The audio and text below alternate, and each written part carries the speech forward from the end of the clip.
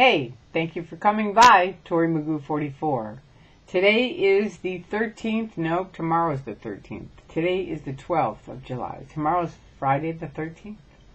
And it's a fantastic day. It's been a very moving week for a lot of us. I mean, a bunch of us went to Ireland, which was fabulous. There, Katie and Tom broke up, as most of you know. It was announced there. So a bunch of us were suppressive people that had been in the Church of Scientology forever. So the media came to interview us there. So then we did our interviews there, and I thought that was it. You know, somehow I wasn't really connecting the dots. Got home, and there were a million calls from the media here, which I didn't really get because I was very jet-lagged, and so by the time I did get to them, they already had set it up with someone else. So for any of the media that I did miss, I'm sorry. But I wanted to give you a couple of views on this. I was interviewed by ABC News 2020, and great group of people, really great. I hope another time, they're apparently not going to air it because Tom and Katie settled, but I hope they do more. You know, this was a message to the media. This is what I wanted to talk to you guys about. There are so many layers of the Church of Scientology, of really things that need to be made known. I mean, the people at 2020, you were sad. I mean, the journalist was so stunned by the end, I had to say, are you okay? I mean, it was unbelievable. But it was a really cool interview. And I hope you guys I know you interviewed a lot of different people. And just because Katie and Tom settled their marriage, which I'm happy they did, good. And Katie, congratulations on the way you did it. It's fabulous. And it's a great message to every other celebrity who wants to leave. Make a few special steps and you're out and free. That's how it is. So that's a good thing to know. For the media, please don't think that just because this is handled, that's it. I mean, there are the people that interviewed us, there are layers of awfulness within this organization that need to be exposed. I cannot say it enough. There's the people out in Hemet that are locked up, including Heber gents. Now, whether supposedly today they let him out, and I'm trying to find out if anyone knows, let me know, whether he did the eulogy for his dead son who died at the age of 27. Now, the horror of that is that they would not allow Karen DeLa Carriere, his ex-wife, to see. She's the mother of Alexander. They would not allow her in to see her son. I mean, and this is supposed to be a religion? I mean, it doesn't really go much worse than that for the Church of Scientology, to try to call itself a church and not allow a mother to see her own son. I don't care what label you've put on her. I really don't care. David Miscavige, no. This is not going away. And to every person out there that is exposing the abuses of the Church of Scientology, please keep talking to media, keep talking to politicians, because this is not going to get any better. They are losing big time. They're violent. They pushed me down the stairs in the Dublin mission. I mean, they've beat up a guy in France that's a clown, and they beat him up. You know, and I've said this forever. The worse it gets for them, the more violent they're going to get.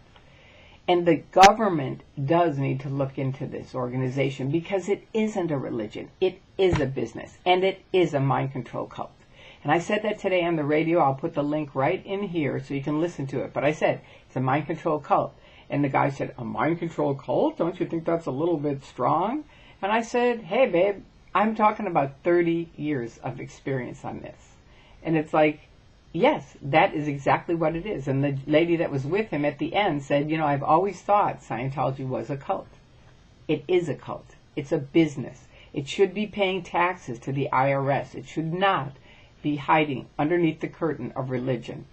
Okay, so there's that.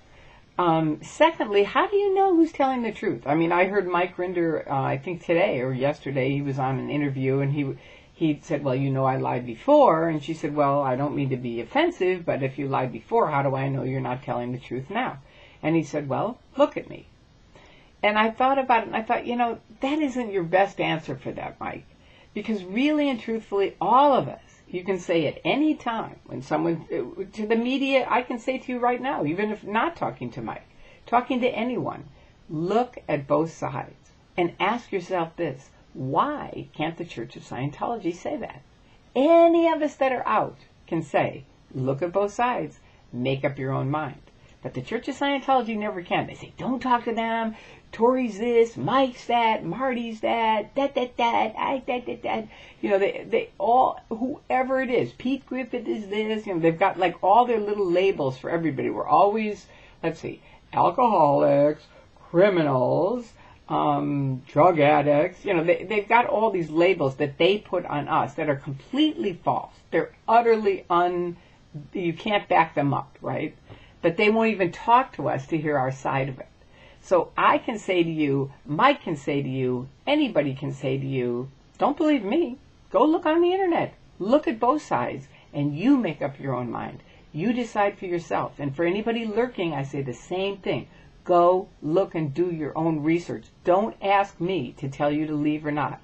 You know, my view is get the hell out of there, because they are just ripping you off.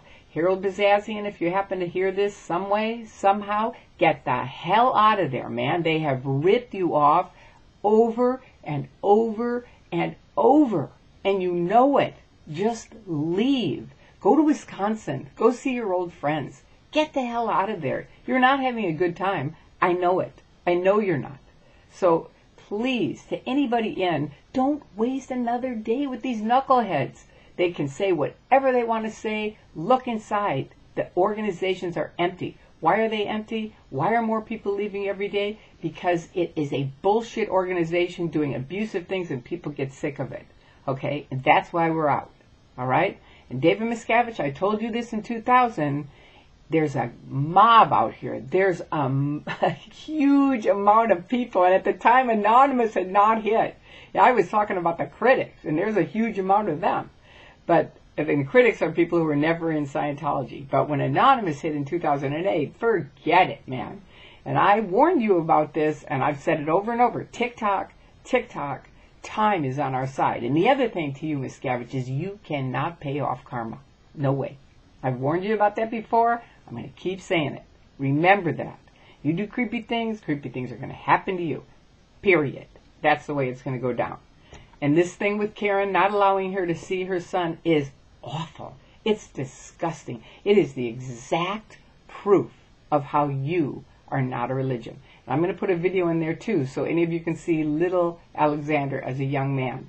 And internationally, if you want to help on this, tomorrow is the memorial Karen's having, and we're going to spread rose petals in honor of Alexander.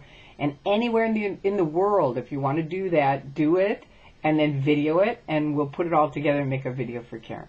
So there you go. I love you guys. Thank you so much, and I hope this helped. I hope it helped some way. If you still have questions, call me. I'm always available. Bye-bye.